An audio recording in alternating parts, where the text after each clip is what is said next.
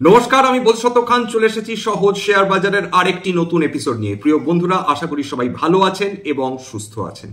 আজকের 17ই ডিসেম্বর, যেটাকে বলে নিফটি এবং সেন্সেক্স একটা নোজ ডাইভ দেখলো, যেখানে সেন্সেক্সে 1000 পয়েন্টের ওপর আমরা পতন দেখলাম বা কারেকশন দেখলাম, সেখানে নিফটিতে প্রায় 330 পয়েন্টের ওপর কারেকশন এলো। অর্থাৎ সার্বিকভাবে নিফটি এবং সেন্সেক্সে 1.3% ওপর কারেকশন এসেছে।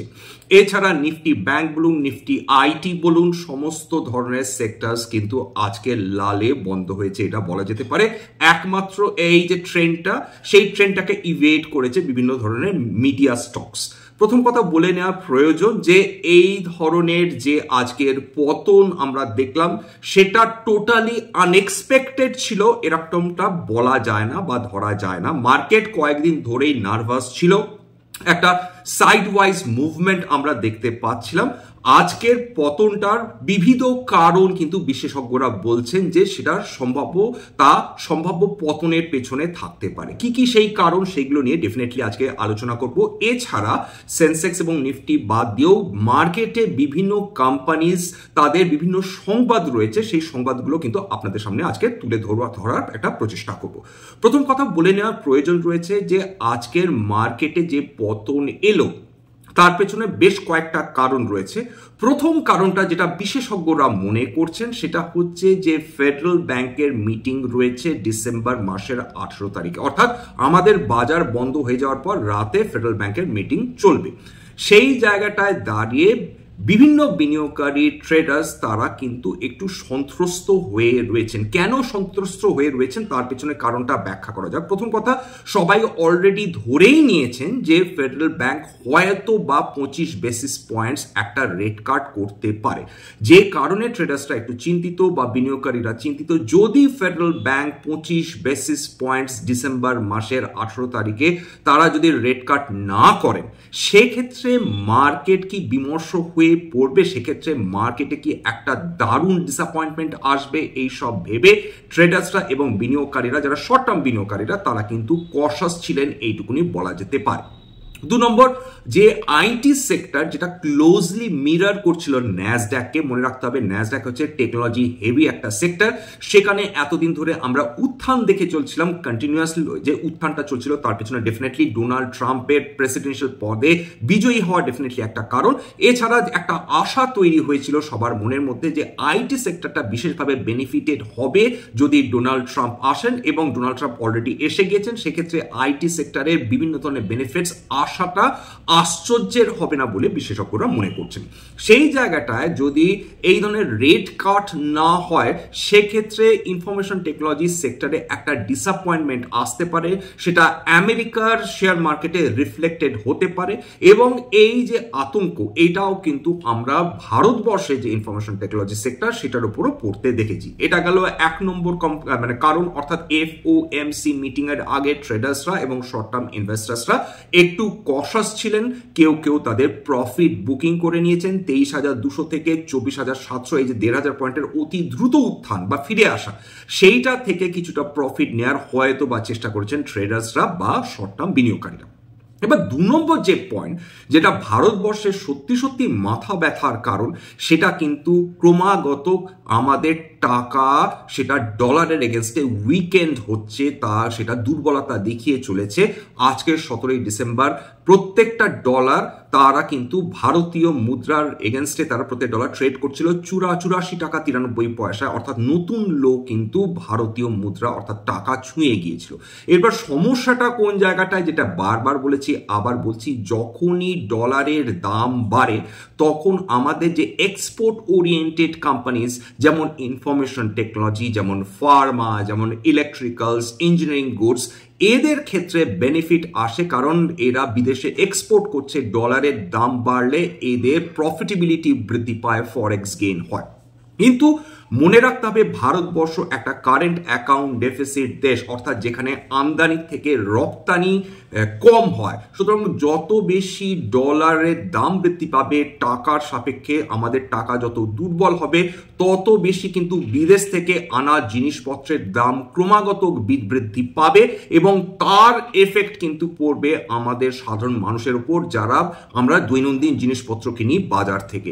সুতরাং যতদিন ভারতবর্ষ কারেন্ট অ্যাকাউন্ট ডেফিসিট দেশ থাকবে, যতদিন ভারতবর্ষের আমদানি থেকে রপ্তানি কম হবে, সুতরাং ডলার যত স্ট্রং হবে তত ভারতীয় অর্থনীতির পক্ষে কিন্তু সেটা বিপদ। 2 নম্বর, এই ডলার বনাম টাকা নিয়েই বলা যেতে পারে যে মনে রাখতে হবে যারা ফরেন ইনস্টিটিউশনাল ইনভেস্টার্স বা যারা ফরেন পোর্টফোলিও ইনভেস্টার্স বা যারা ফরেন ডিরেক্ট ইনভেস্টমেন্ট করেন, তারা যখন ভারতবর্ষে টাকা বিনিয়োগ করেন তখন ডলার ভারতবর্ষে ঢোকে, যেটা ভারতবর্ষের পক্ষে ভালো। এইবার যেটা ব্যাপারটা দাঁড়াচ্ছে যে যখন তারা এই টাকাটা তুলে নিয়ে বিদেশে চলে যেতে চাইবেন, বিশেষ করে ভারতে যখন বিভিন্ন শেয়ার্সের দাম চড়া দামে সেগুলো বিক্রি হবে বা তার হাই প্রাইসে তা সেগুলো ট্রেডেড হবে, সেই জায়গাটায় দাঁড়িয়ে যদি এই ধরনের এফপিআইস বা এফআইআইস তারা যদি শেয়ার্স বিক্রি করেন, তারা নিঃসন্দেহে তারা হয়তো প্রফিটেই বিক্রি করবেন, কিন্তু যখন তারা বিক্রি করছেন তারা টাকাতে বিক্রি করছেন, কিন্তু যখন তারা এই টাকাটা বিদেশে নিয়ে যেতে যাবেন তখন কিন্তু তাদের সেটা ডলারে কিন্তু তাদের সেটাকে কনভার্ট করতে হবে এবং টাকা যখনই তারা ডলারে কনভার্ট করতে যাবেন তখন তারা তাদের যে পরিমাণ অর্থ তারা পাবেন ডলারের অ্যাপ্রিসিয়েশনের ফলে, তার ফলে কিন্তু তাদের প্রফিটেবিলিটি কমে আসবে। এইটাও কিন্তু এফআইআইসদের জন্য একটা বড় চিন্তার কারণ। খেয়াল করে দেখবেন এফআইআইসরা ডিসেম্বর মাসে ফিরে এসেছিলেন, কিন্তু গত 2 দিন ধরে যেটা আমরা দেখতে পাচ্ছি অর্থাৎ 17ই ডিসেম্বর 16ই ডিসেম্বর, সেইটাতে কিন্তু যারা ফরেন ইনস্টিটিউশনাল ইনভেস্টার্স তারা যে মারাত্মক টাকা ইনভেস্ট করছেন ভারতের মাটিতে তেমনটি নয়, তাদের মতে কোথাও না কোথাও একটা শঙ্কা কিন্তু সৃষ্টি হয়েছে। আরেকটা কারণ যেটা অনেকেই মনে করছেন, তার মধ্যে বিখ্যাত অর্থনীতিবিদ শ্রী রুচির শর্মা রয়েছেন, তার বক্তব্য যে আমেরিকাতে যে পরিমাণ বিদেশি অর্থ ঢুকছে ডোনাল্ড ট্রাম্প বিদেশি হওয়ার মানে প্রেসিডেন্ট নির্বাচিত হওয়ার পর, তারপর থেকে আমেরিকান মার্কেটে আমরা যে হারে বিভিন্ন স্টকের প্রাইস অ্যাপ্রিসিয়েশন দেখেছি, আমেরিকান স্টক মার্কেটে বিভিন্ন স্টকের দাম যেভাবে অত্যন্ত চড়া হারে ট্রেড করছে, সেটা কিন্তু মারাত্মক অশনির সংকেত গোটা বিশ্বের জন্য। কারণ এক্ষেত্রে মাথায় রাখতে হবে আমেরিকা এই মুহূর্তে দারুণ একটা আকর্ষণীয় জায়গা হয়ে উঠেছে বিনিয়োগের জন্য। বিভিন্ন বিদেশি যারা ইনভেস্টার্স তারা এই আমেরিকাতে টাকা বিনিয়োগ করছেন, তাদের আশা যে ডোনাল্ড ট্রাম্প যেহেতু শেয়ার মার্কেট ফ্রেন্ডলি মানুষ, সুতরাং তিনি শেয়ার মার্কেটের জন্য অনেক কিছু করতে পারেন তার, এবং কোম্পানি এবং নিজে যেহেতু ক্যাপিটালিস্ট, তার ফলে তিনি বিভিন্ন কর্পোরেট মানে এই সংস্থাগুলো রয়েছে তাকে বেনিফিট দেওয়ার চেষ্টা করতে পারেন। তার ফলে আমেরিকাতে কিন্তু একটা মারাত্মক ইনভেস্টমেন্ট চালু হয়েছে। এইখানেই শুরু হয়েছে প্রবলেম। যে প্রবলেমটা হচ্ছে যে শেয়ারসগুলো ফেয়ার ভ্যালুতে ছিল সেইগুলো যদি অতি চড়া হারে ট্রেড করতে থাকে এবং তারপরেও যদি নতুন করে টাকা ঢুকতে থাকে মানে ডলার্স, সেক্ষেত্রে আমেরিকান মার্কেটে হঠাৎ করে যদি কোনো পতন হয় সেটার সরাসরি প্রভাব পড়বে বিশ্বের বিভিন্ন শেয়ার বাজারের উপর। এটা শ্রী রুচি শর্মার আশঙ্কা। এছাড়া আরেকটা যেটা ব্যাপার দাঁড়াচ্ছে যে এখনো অবধি আমেরিকা বিশ্বের সবচেয়ে স্ট্রং অর্থনীতি, সুতরাং আমেরিকা যদি ফল্টার করে, আমেরিকাতে কোনো কারণে যদি মারাত্মক ডিসঅ্যাপয়েন্টমেন্ট তৈরি হয় এবং সেক্ষেত্রে তাদের শেয়ার বাজার যদি প্রস্তুত না থাকে, সেক্ষেত্রে যদি ব্ল্যাক সোয়ান ইভেন্ট আসে তাহলে কিন্তু ভারতীয় শেয়ার বাজারও তার প্রভাব এড়াতে পারবে কিনা সেটা নিয়েও সন্দেহ রয়েছে। এবার চলে আসি হচ্ছে আজকের আরেকটা কনসার্ন, সেটা হচ্ছে চায়নাতে যে রিটেল বাইং সেটা বৃদ্ধি পেয়েছে গত বছরের তুলনায় 3%, অথচ প্রত্যাশা ছিল যে চায়নাতে রিটেল বাইং বৃদ্ধি পেতে পারে 4.3% অবধি। নিঃসন্দেহে একটা ডিসঅ্যাপয়েন্টমেন্ট তৈরি হয়েছে। তার মানে এটা বোঝা যাচ্ছে বিভিন্ন বিশেষজ্ঞ মনে করছেন যেখানে চায়নার এই রিটেল স্পেন্ডিং মাত্র 3% বৃদ্ধি হয়েছে এবং সেটা চাইনিজ গভর্নমেন্টের বিপুল ফিসকাল স্টিমুলাস সত্ত্বেও, তার মানে বোঝা যাচ্ছে এতখানি ফিসকাল স্টিমুলাস সত্ত্বেও যদি কোনো দেশে তার কনজিউমার স্পেন্ডিং যদি সেই অর্থে বৃদ্ধি না পায়, তাহলে সার্বিকভাবে অর্থনীতির মধ্যে একটা ইনহেরেন্ট গন্ডগোল থাকলেও থাকতে পারে। এইটা সামগ্রিকভাবে সমস্ত এশীয় বাজারকে অত্যন্ত শঙ্কিত করে তুলেছে। এবার মানি কন্ট্রোলে একটা নিউজ দেখছিলাম, সেখানে তারা বলছেন যে চাইনিজ সরকার হয়তো বা তাদের ফিসকাল ডেফিসিটকে বৃদ্ধি করে করার ক্ষেত্রে অ্যালাউ করতে পারেন। অর্থাৎ একটা সরকার যখন ফিসকাল যে ডেফিসিট আছে সেটাকে বৃদ্ধি করেন, তার মানে এটা দাঁড়াচ্ছে তারা চাইছেন টাকা খরচ করতে, তারা চাইছেন যে বাজারে টাকার ফ্লো বৃদ্ধি হোক, তারা চাইছেন কনজামশন হোক বা কনজিউমার্সরা কেনাকাটা বৃদ্ধি করুক। সুতরাং অনেক সময় সরকার তারা যেটা করেন, তারা ফিসকাল ডেফিসিটকে বৃদ্ধি হতে সাহায্য করেন for sake of the growth of their respective economies. এমন একটা জায়গায় দাঁড়িয়ে চাইনিজ গভর্নমেন্ট যদি সত্যি সত্যি অ্যালাউ করে তাদের ফিসকাল ডেফিসিটকে ইনক্রিজ করতে, সেক্ষেত্রে যেটা দাঁড়াবে অর্থাৎ বেশি ফ্লো অফ মানি আসবে চাইনিজ অর্থনীতিতে। সেইটা যদি এই মুহূর্তে ফল্টারিং চাইনিজ ইকোনমিকে অন্তত 5% কাছাকাছি ঠেলে তুলতে পারে, সেটা চাইনিজ কর্তৃপক্ষ মনে করছে। এবার তার জন্য যেটা আনঅফিশিয়াল নিউজ, যেটা মানি কন্ট্রোল জানাচ্ছেন, সেটা হচ্ছে তারা চাইছেন যে অন্তত 1.3 ট্রিলিয়ন ইউয়ান অর্থাৎ $179.4 বিলিয়ন তারা এই ক্ষেত্রে খরচ করতে রাজি রয়েছেন, যেটা ফিনান্সিং হবে, অর্থাৎ তারা বাজার থেকে টাকা তুলবেন, সেটা অফ বাজেট বলছেন, থ্রু স্পেশাল বন্ড ইস্যুয়েন্স, অর্থাৎ বিশেষ ধরনের বন্ড ইস্যু করে তারা বাজার থেকে এই টাকাটা তুলবেন। অর্থাৎ সরাসরি ভাবে বলতে গেলে চাইনিজ সরকার তারা মানুষের কাছ থেকে, সাধারণ মানুষের কাছ থেকে টাকা ধার করবেন for in order to input this money in the system. এর ফলে সত্যি সত্যি চাইনিজ ইকোনমি রিভাইভ করবে কিনা সেটা তো পরের ব্যাপার, সেটা তো ভবিষ্যৎ বলবে। কিন্তু এটা সত্ত্বেও বিভিন্ন এশিয়ান বাজারগুলোর মধ্যে খুব একটা এনথুজিয়াজম কিন্তু দেখা যায়। এছাড়া আজকে সার্বিকভাবে মার্কেটে অলরেডি আমরা নিফটি নিয়ে আলোচনা করেছি যে প্রায় 330 পয়েন্টের কাছাকাছি কারেকশন এসছে। খুব ছোট কারেকশন নয়, কিন্তু গোটা নিফটিতে 50টা শেয়ারের মধ্যে 49টা শেয়ার কিন্তু আজকে লালে বন্ধ হয়েছে, কেবলমাত্র সিপ্লা তারা পজিটিভে বন্ধ হয়েছে। সেই জায়গাটায় দাঁড়িয়ে যারা আজকে নিফটিকে টেনে নামিয়েছে তার মধ্যে ডেফিনেটলি রিলায়েন্স ইন্ডাস্ট্রিজ রয়েছে, এইচডিএফসি ব্যাংক রয়েছে, এছাড়া এক্সিস ব্যাংক রয়েছে, আইসিআইসিআই ব্যাংক রয়েছে। সুতরাং কারণ এবার এইচডিএফসি ব্যাংকের পতনের পেছনে বিশেষজ্ঞরা যেটা মনে করছেন যে সেবি একটা ওয়ার্নিং ইস্যু জারি করেছে against HDFC bank for non disclosure of resignation of a senior official, অর্থাৎ একজন সিনিয়র মানুষ তিনি রিজাইন করেছেন, সেটা এইচডিএফসি ব্যাংক ঠিকঠাক কিন্তু ডিসক্লোজার দেয়নি, সেই অভিযোগ সেবি এনেছেন এইচডিএফসি ব্যাংকের এগেনস্টে। এখানে তার মানে এটা দাঁড়াচ্ছে যে সেবি কিন্তু কি ছোট, কি মাঝারি, কি মাইক্রো, কি সুবিশাল বড় কোম্পানি কাউকে কিন্তু রিয়াত করে না, যদি প্রয়োজন হয় তারা স্ট্রিক্ট অ্যাকশন কিন্তু নিয়ে নেন বিভিন্ন কোম্পানির ক্ষেত্রে।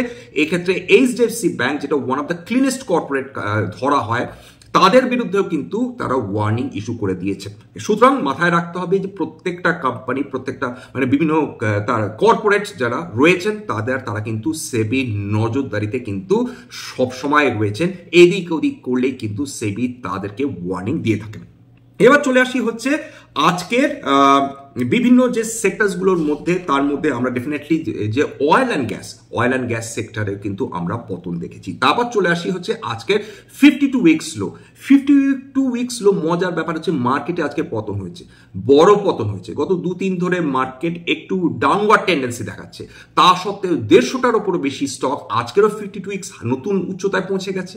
তার মধ্যে কিছু কোম্পানি সর্বকালীন উচ্চতায় পৌঁছে গেছে, এবং যে হাতে গোনা মাত্র কয়েকটা কোম্পানি তাদের 52 উইকস লোতে পৌঁছেছে। তার মানে এটা ইন্ডিকেট করছে যতই মার্কেটে কারেকশন আসুক না কেন, কোথাও না কোথাও এই বুল মার্কেটে বিনিয়োগকারীদের মধ্যে একটা আশা রয়েছে যে মার্কেট কিন্তু এই ধরনের ছোট ছোট কারেকশন থেকে বেরিয়ে আসার ক্ষমতা রাখে। ঠিক সেই কারণে বিপুল পরিমাণ শেয়ার তাদের 52 উইকস হাই ছুঁচ্ছে, আর হাতে গোনা মাত্র কয়েকটা শেয়ার তাদের 52 উইকস লো ছুঁচ্ছে।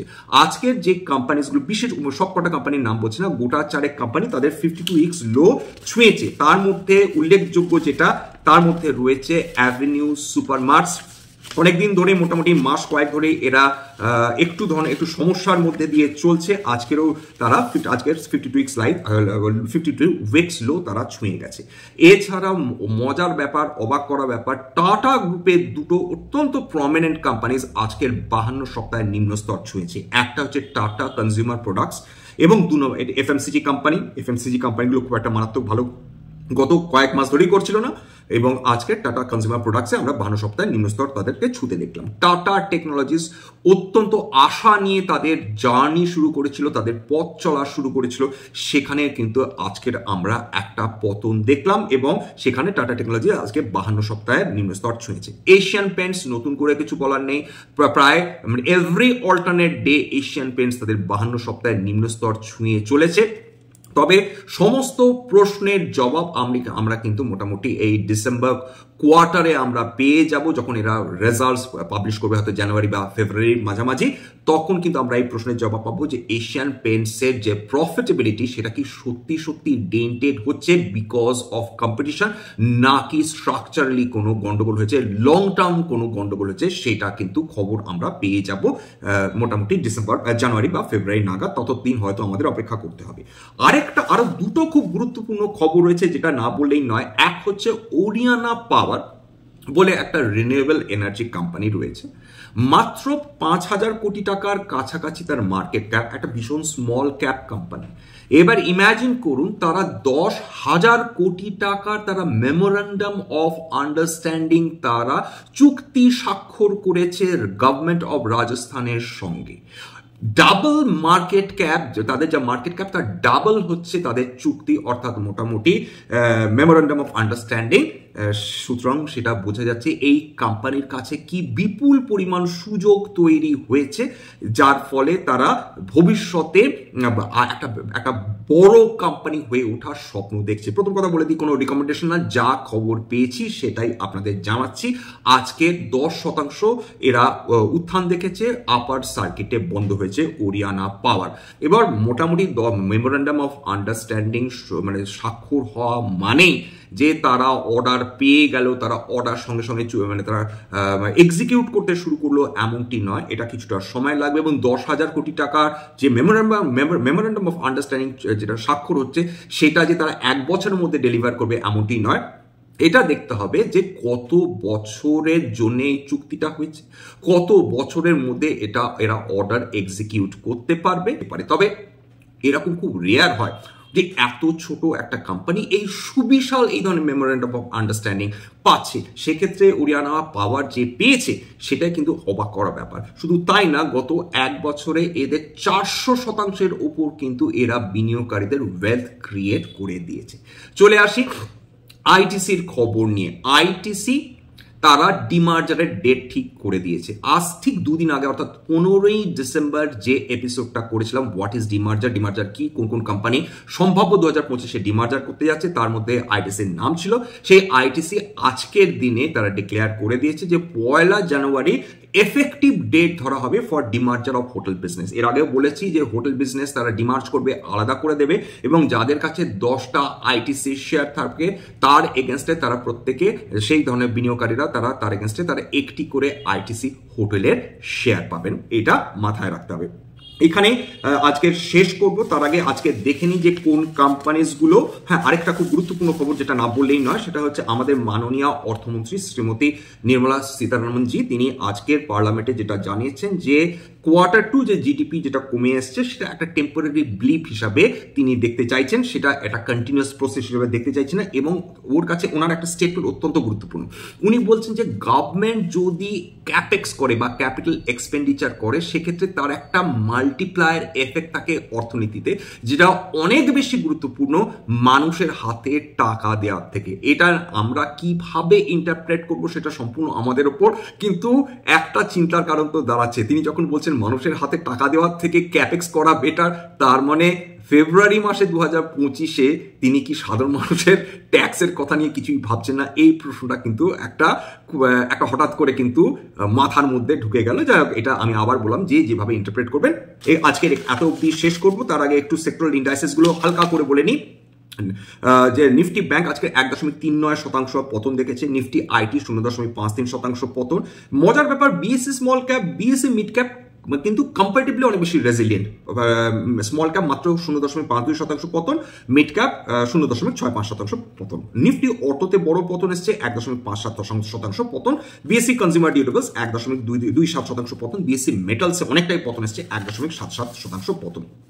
আজকের যে কোম্পানিজগুলোতে সর্বাধিক পতন এসছে তার মধ্যে শ্রীরাম ফিন্যান্স 5.12% পতন, এছাড়া HFCL, L&T ফিন্যান্স, মহানগর gas, oil India, bank of India, Pidilite industries, Bandhan bank, কামেন্স, LIC housing finance, IGL, গ্রাজিম, RBL bank, Chola investment, বাজার পেন্ট সমস্ত কিন্তু 3 থেকে 3.5%-এর উপর পতন দেখেছে। তার মানে কোনো কোম্পানির কি আজকের পজিটিভে বন্ধ হয়েছে? বহু কোম্পানি পজিটিভে বন্ধ হয়েছে। তার মধ্যে ন্যালকো, ন্যাশনাল অ্যালুমিনিয়াম কোম্পানি 3%-এর উপর উত্থান দেখেছে। United Spirits, Oberoi realty, Max health care, doctor Lal pathlab, এরা, Macrotech developers, Indian hotels, supreme industries, PVR Inox, NCC, prestige estate, Coforge limited, PB fintech, BSC limited এবং FSNE CO নাইকা এরা 1 থেকে 3%-এর মধ্যে উত্থান দেখেছে। আজকে এত পর্যন্তই শেষ করব। প্রথম কথা বলে নিই যে কোম্পানিজকে একটা স্ট্যান্ডার্ড ডিসক্লোজার যে কোম্পানিজগুলো নিয়ে আলোচনা করলাম হতে পারে, তার মধ্যে আমার বা আমার পরিবারের কয়েকটা কোম্পানিতে বিনিয়োগ থাকলেও থাকতে পারে। ভবিষ্যতে আমরা যদি নতুন করে কিনি বা বিক্রি করি তাহলে কিন্তু আগাম বিজ্ঞপ্তি দিয়ে কিনতে বা বিক্রি করতে পারবো না। এটা স্ট্যান্ডার্ড ডিসক্লোজার। স্ট্যান্ডার্ড ডিসক্লেমার হচ্ছে, দেখুন এটা কেবলমাত্র একটি এডুকেশনাল চ্যানেল। বাঙালি বিনিয়োগকারীদের ইনভেস্টমেন্ট অ্যাওয়ারনেস বৃদ্ধি করার জন্য এখানে কোনো ধরনের কোনো শেয়ারের buy sell, recommendation, suggestion, advice বা ইনফ্লুয়েন্স করা হয় না। এটা কেবলমাত্র ফর এডুকেশনাল পারপাস। এখানে শেয়ার কি, শেয়ারের দাম কেন উঠছে, কেন নামছে, ভারতীয় শেয়ার বাজার কিভাবে অপারেট করে, বিভিন্ন ম্যাক্রো ইকোনমিক ইভেন্টস ভারতীয় শেয়ার বাজারকে কিভাবে প্রভাবিত করে সেটা নিয়ে কিন্তু আলোচনা হয়। কোয়ার্টারলি রেজাল্টস এবং কোম্পানির ফান্ডামেন্টালস নিয়ে কিন্তু আমরা আলোচনা করে থাকি। এবং আমি যে কোম্পানিজগুলো নিয়ে আলোচনা করলাম কেবলমাত্র for illustration purpose, as an example. আমার কথা শুনে যদি কোনো কোম্পানিতে আপনারা বাই সেলের সিদ্ধান্ত নিতে যান সেক্ষেত্রে আপনারা বিপদের মুখে পড়তে পারে। সুতরাং সবসময় একজন সেবি রেজিস্টার্ড ইনভেস্টমেন্ট অ্যাডভাইজারের পরামর্শ নেওয়ার চেষ্টা করবেন। সেক্ষেত্রে আপনারা উপকৃত হলেও হতে পারেন অথবা নিজের ডিউ ডিলিজেন্স করবেন। এবং সবার শেষে যেটা বলে থাকি, যদি এই ধরনের এপিসোড সত্যি আপনাদের মনে হয় কাজে লাগবে, প্লিজ একটা লাইক দেবেন, প্লিজ সাবস্ক্রাইব করবেন এবং যদি বাঙালি ভাই বোনদের কাজে লাগবে এমনটি মনে হয় প্লিজ নিজের গ্রুপে শেয়ার করে দেবেন। আজকের জন্য নমস্কার।